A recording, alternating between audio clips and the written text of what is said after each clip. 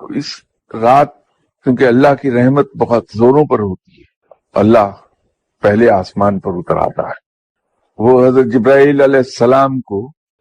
دوسرے فرشتوں کے جلوہ میں زمین پر اترنے کا حکم دیتا ہے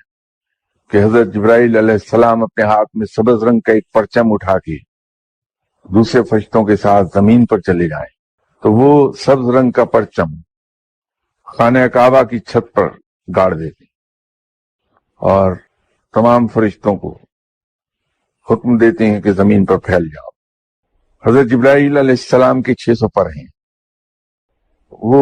صرف اسی رات میں اپنے تمام پروں کو پھیلاتے ہیں۔ حضرت جبرائیل علیہ السلام کے دونوں پر زمین کی حدود سے باہر نکل جاتے ہیں، اتنے وسیع ہیں، اور وہ جو فرشتے پھیلتے ہیں لوگوں کے درمیان، تو اس وقت جو لوگ عبادت کر رہے ہوتے ہیں، جب کوئی دعا مانگتا ہے تو فرشتے آمین کہتے ہیں،